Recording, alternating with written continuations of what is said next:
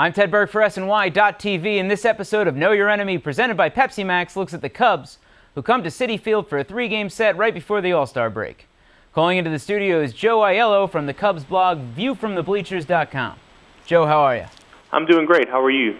I'm good. Let's talk about the Cubs. The biggest difference between the outset of this series against the Mets and the outset of the last one, just a short time ago, is the presence of Anthony Rizzo in the lineup. Now, we saw Rizzo get off to a very hot start in his Cubs career. It seems like he's just kept it going from there.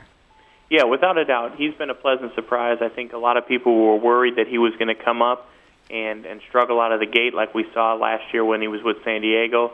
And he's actually done nothing of the sort. He's already got 3 home runs in his early career here with the Cubs. So I think he's sparked a lot of excitement with the fans here. It's pretty much must-watch TV when he comes up to the plate. So that's been a good bright spot to the season.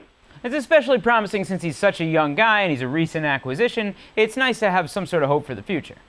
Without a doubt. I think the biggest thing is, when Theo and Jed come in here, one of the biggest acquisitions they did was Anthony Rizzo, and so it's nice to see that they're kind of one for one on the big acquisitions.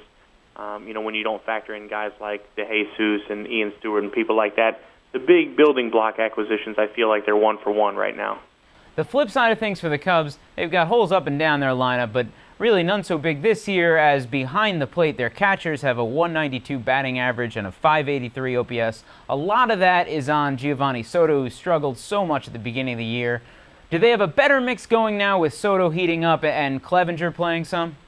Yeah, I think Soto has played a little bit better. He was hurt earlier in the year, as was Clevenger, and so we were down to Coy Hill. We signed him from the minor leagues and from the Reds, and so it was a little bit dicey for a while in the summertime.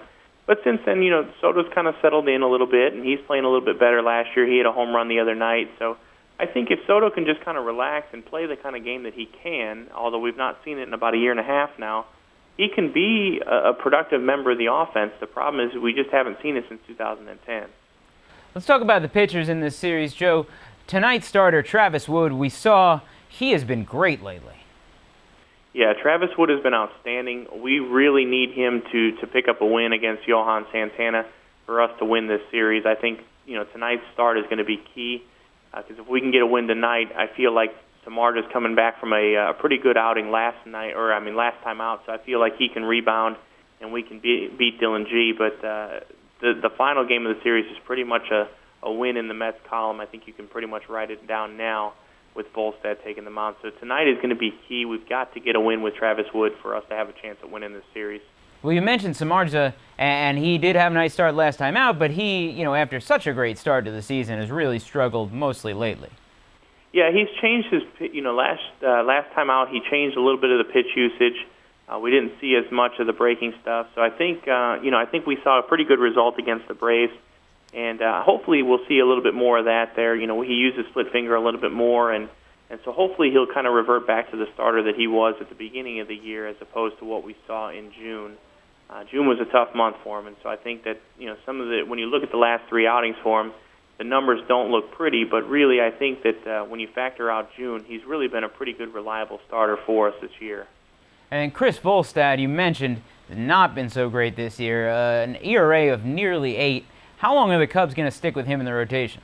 Well, I think the plan right now is to just see what they have. This season is really not anything to write home about, and so I think at this point you've dealt for him. You got to try to see what you have, especially with guys like Dempster and Garza possibly going to be traded in the next few weeks.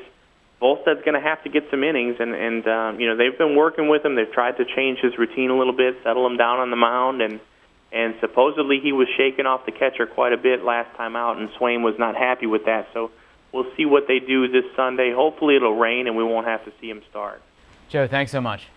You're welcome. Remember, for all the latest Mets coverage, be sure to check in at MetsBlog.com, TedQuarters.net, and SNY.TV.